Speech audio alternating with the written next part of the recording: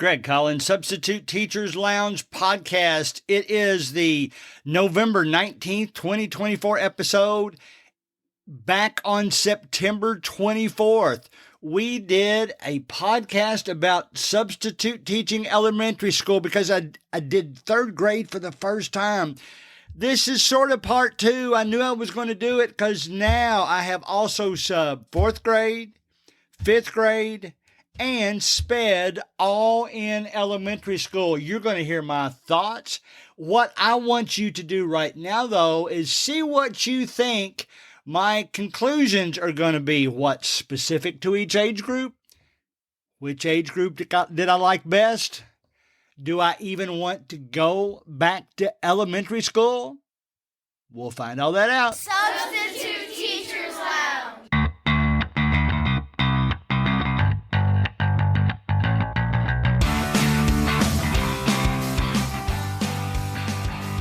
All right, a couple of things I actually left out in the opening that were very unique to subbing fifth grade. I actually did the 3 grades in order.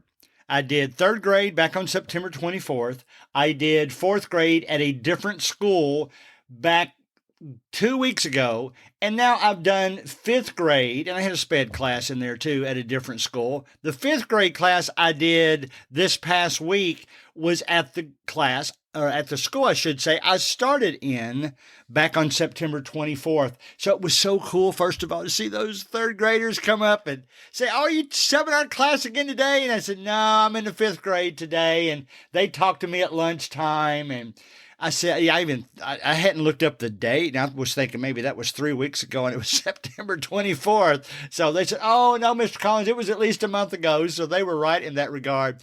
The two unique things, both of which had never happened to me before. Now, the first one is an easy one because for the first time ever, I got to sub one of my grandchildren. She is in the fifth grade. In fact, her birthday was 2 days ago. She's 11 now. So happy birthday, Anna. And I enjoyed subbing your class. And the other thing is, my original sub date on the chart in the system was Thursday.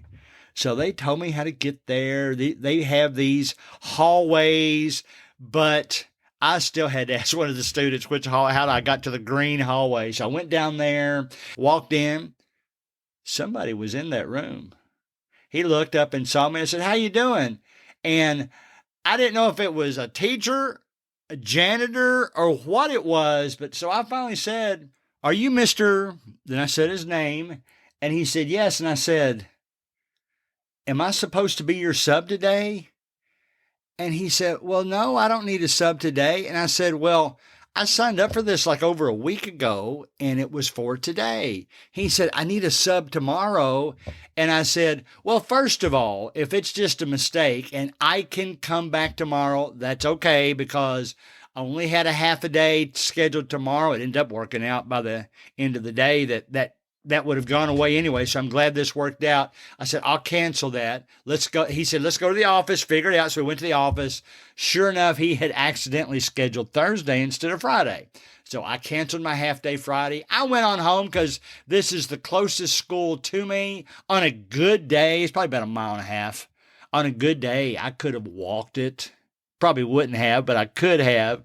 So it's only about a 5-minute drive from my house. So no big deal. I just took care of some other things and went back on Friday, had a great day. So I walk in, and what I have found, now the third grade class that I talked to you about back in September, I assume it's the same through most of the country, through our country anyway. I know we've got many international listeners now.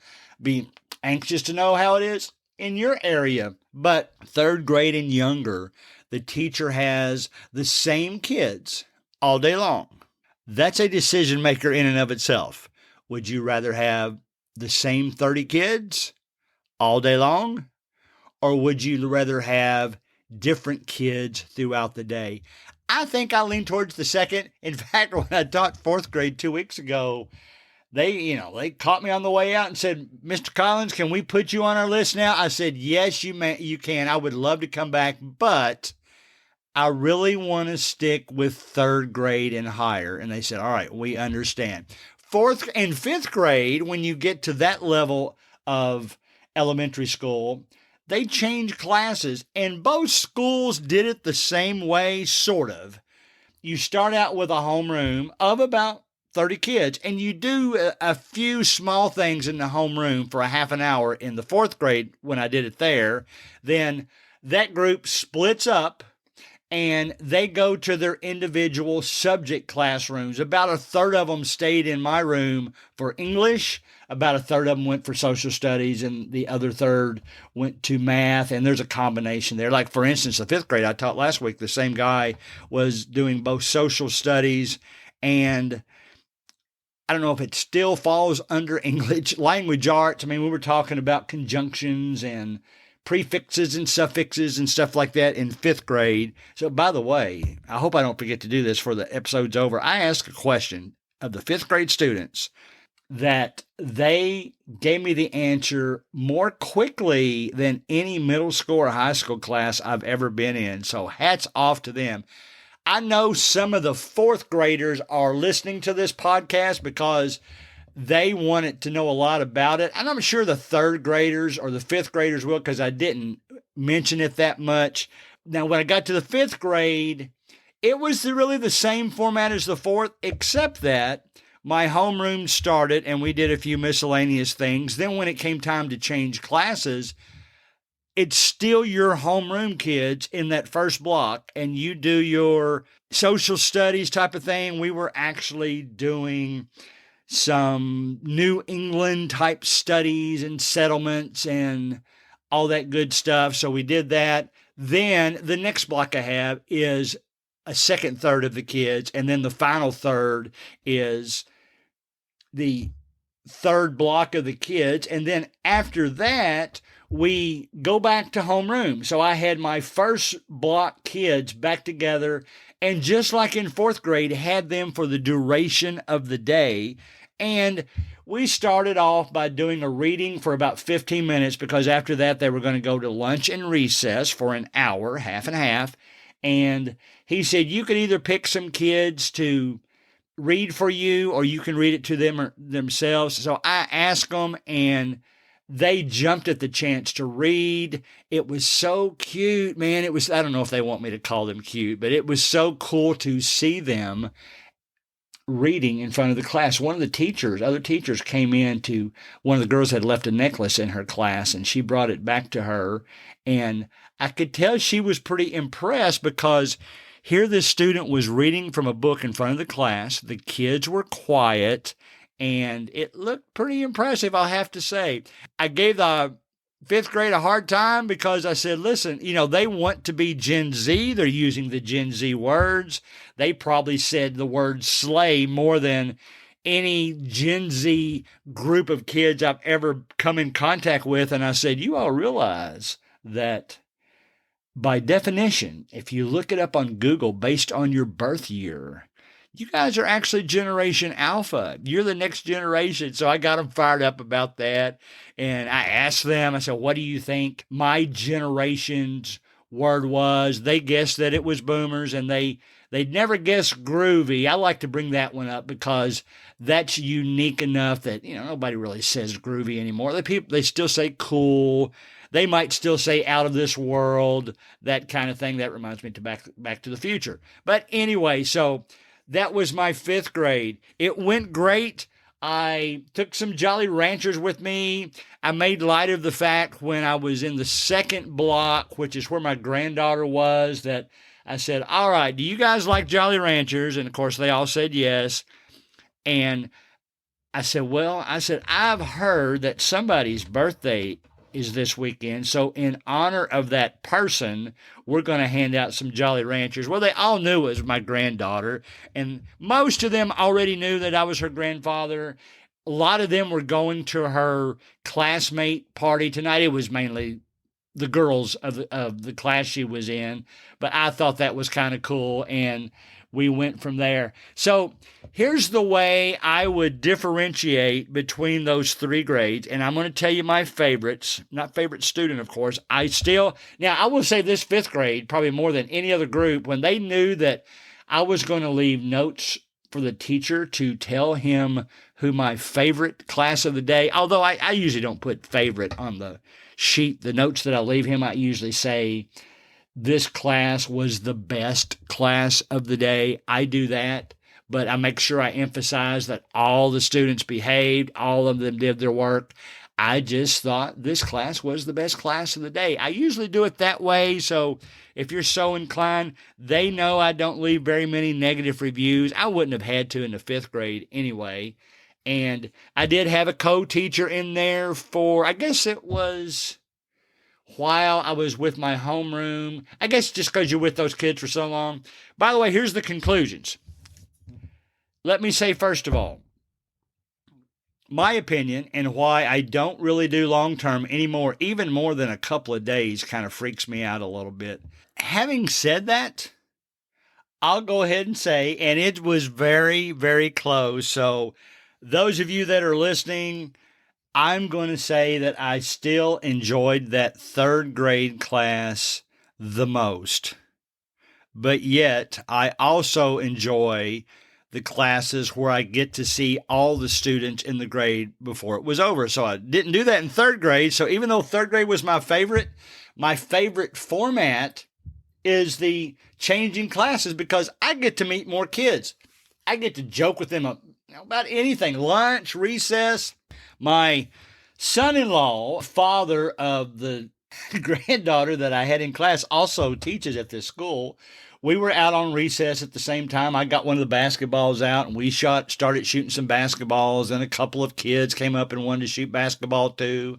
And they would try to get me to do different things that are popular now, like silly dances. And of course, I just did disco, and all that fun stuff happened. So I would still put my third grade class at the top. Now, by and by, I should have said this at the beginning.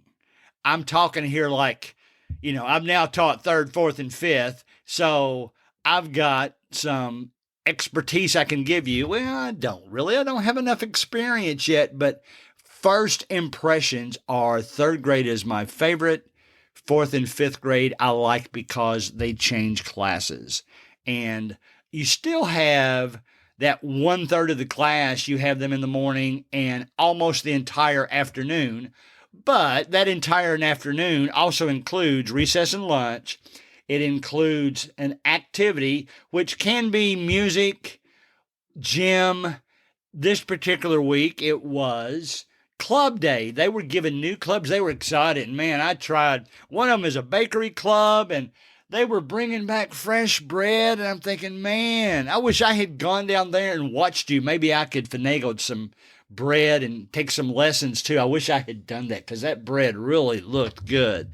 And book club, technology club, all kinds of cool stuff. Good for that school. This is one of the newer schools, if not the newest. Be second after next year, but you can tell it. I told them to feel blessed because all your equipment is still looks new. You've got the latest touch screen boards, and most of the schools have that now, but it's just so new looking, and the furniture is new looking, and you can tell the kids are happy to be there. We really got to be buddies by the end of that class. All the students were sharing comments. Since I had them for the entire afternoon, we had a little time to, I'll just call it goof off, because I played them some of my favorite songs. I would play them some songs, see if they'd heard of it. They thought that was fun, and they'd gotten all their work done anyway. And it was, we got about 15 minutes at the end of class to get things ready. I really enjoyed it. Now, I will tell you this, and I've told the high school that I love to go to, and the middle schools, which I haven't been there as much. I told them, guys, I'm really liking elementary school.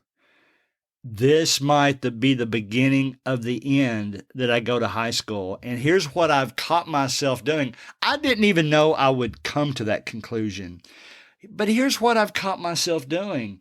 This sub-alert that I'm using that's really fast and gives me the openings immediately, I have been skipping some of the middle school and high school openings, or I haven't been pouncing on them. I should say it that way.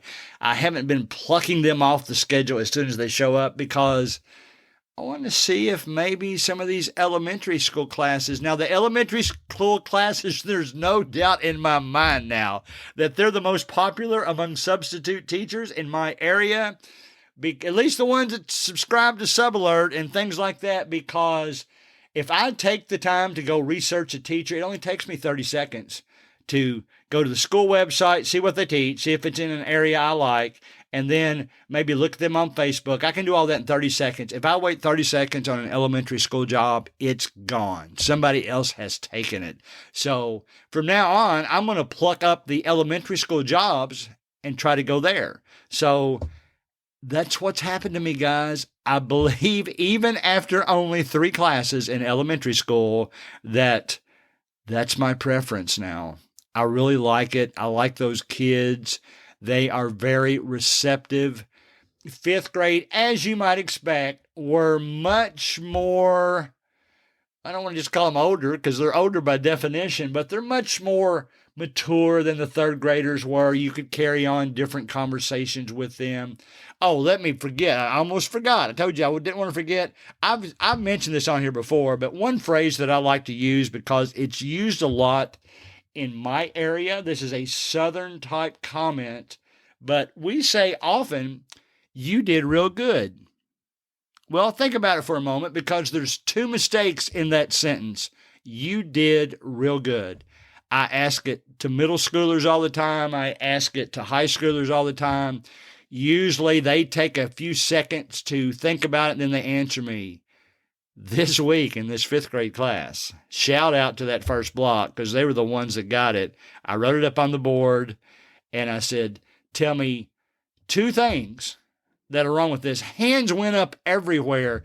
And I just randomly picked what I thought was the first one. And she said, shouldn't real be really?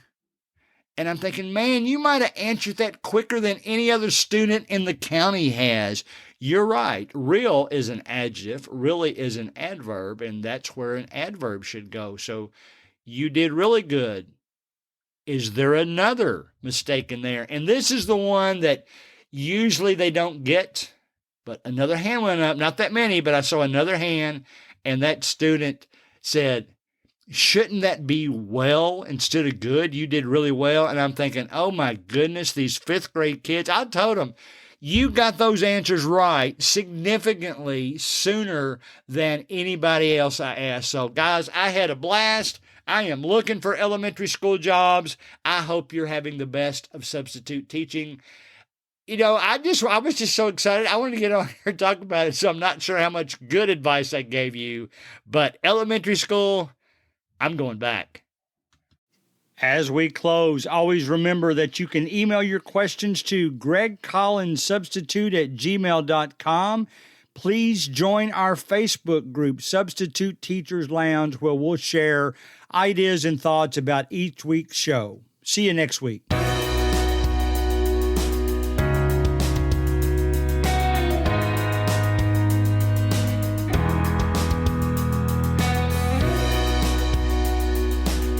Music provided by Ben Sound.